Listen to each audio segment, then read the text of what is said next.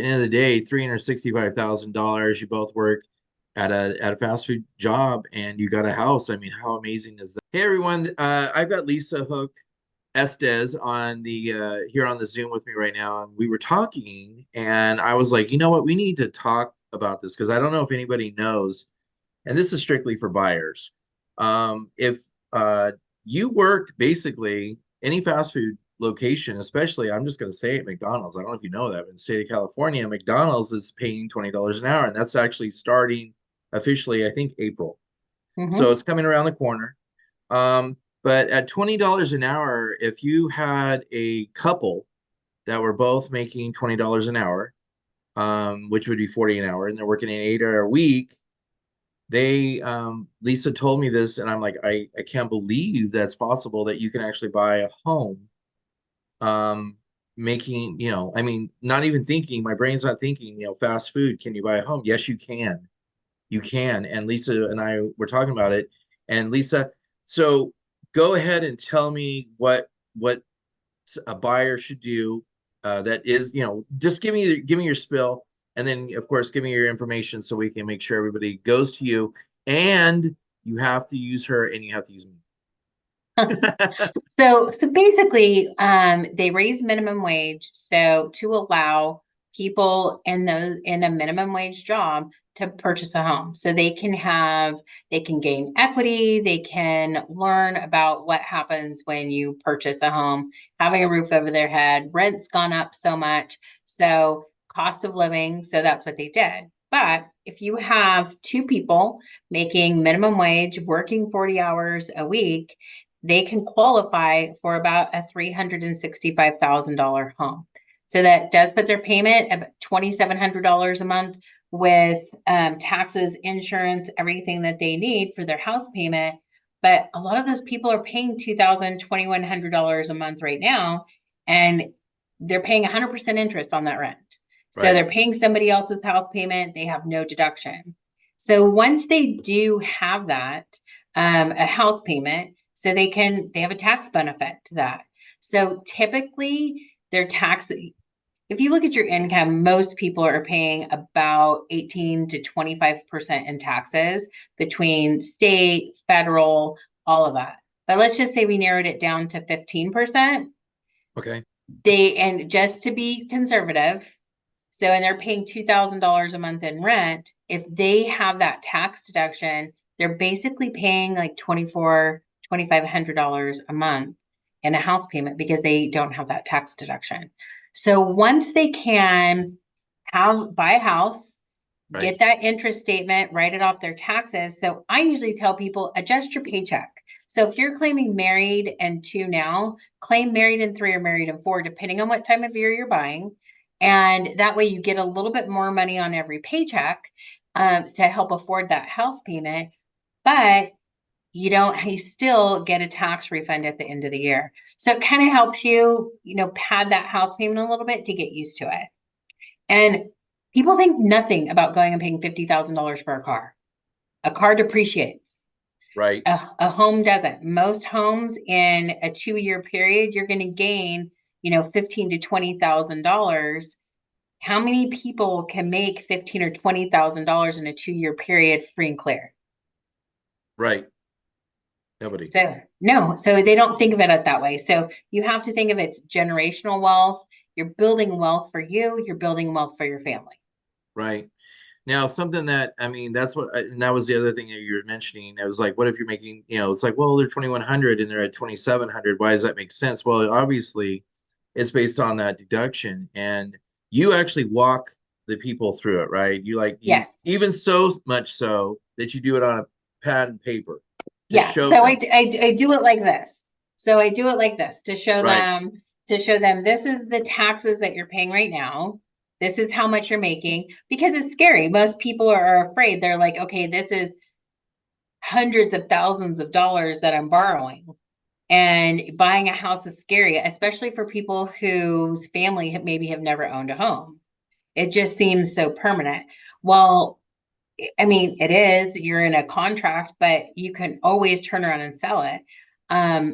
As long as the market is appreciating, there's a small stint of time when we had the crash, that houses didn't go up.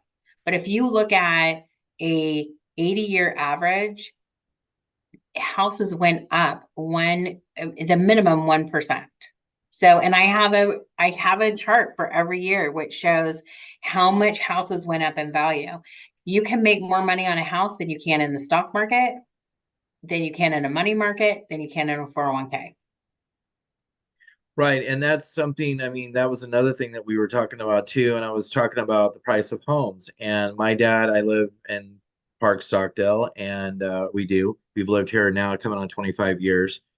We bought our house in 1999 for 120 grand.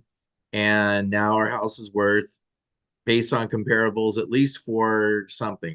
Mm-hmm. So more than three times the amount, more than three times. And even so much so that even my dad, I mean, he bought the house in this neighborhood, new construction, for $21,000 in 1967. So, and he was like, wow, I can't believe, it cost that much. Well, if you Mm-hmm. really run the numbers, it's times, when I bought it from the time he bought it, it went up six times. So if I actually did the six times amount, we'd be looking at over $700,000 house, which is not the case, which is good news for everybody out there. The price didn't go up that quickly. I mean, even though it seems like it did.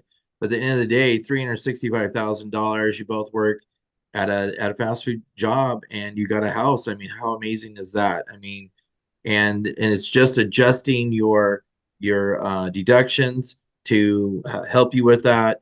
And at the same time, you don't have to worry about um, the increase on your rent, because they Mm-hmm. can, based on the rent, they can raise, like this year, August, I think they said they could raise the rent 10.2% here in Kern Mm-hmm. County. It Right. wasn't, this is not everywhere, just here. And you think about that. I mean, if somebody's paying $2,000 a month already, right?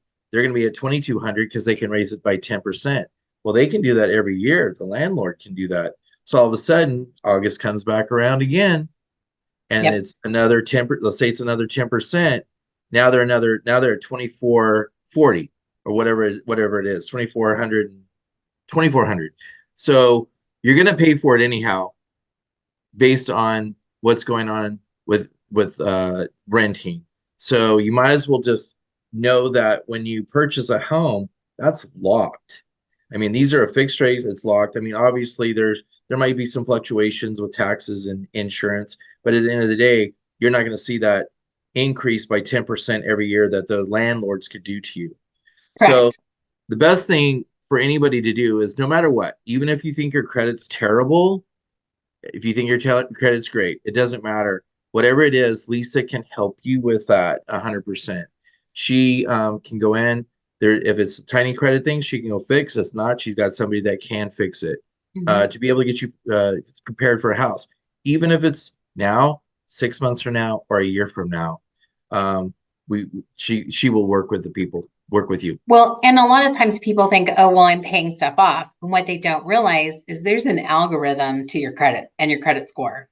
So sometimes running it through a simulator, it gives us very specific numbers to pay something down to or add a credit card. Or so just paying on stuff may not help your credit. So it's Right. better to Or come pay it in, off, or pay it off. right, or pay it off or for it to be closed. Don't think A lot about of paying them off. Just talk to Lisa first before you do anything. Right, because it can really affect your score. And like you were saying, your dad bought his house for $21,000, which is unheard of. I just Googled it. In 1967, the minimum wage was $1.40 an hour. So Well, yeah, if I you, mean, he was self-employed. He had a grocery store, so he was able to swing it. right, but I mean, people were still buying houses when they're making $1.40 an hour. I mean, yes, houses were a lot cheaper, but you were making a lot less per hour on average people were to buy that home. So everybody has to have a roof over their head, or at least you want to have a roof over your head. So either you're living with family, you're renting, or you're buying a house. At least if you're buying a house, you're paying for something for your future in the long run and getting a tax benefit now. Exactly. Definitely. Well, so what I'm going to say is, you guys reach out to Lisa, talk to her, tell her, hey, we saw you on this, I don't know what we call this this video call that we're having here. But it was the whole thing was shocking to me, and it was like, wow, really, people can do that. And look at where you're living and paying 2,000. You know, look at what 360. If you fall in within that demographic of what we're at right now, go look at what 365 will get you. Mhm. Go see what 365, and then compare where you're currently living. Is that going to be better for you? I don't know. Maybe it will, maybe it won't. Maybe you should stay where you're at.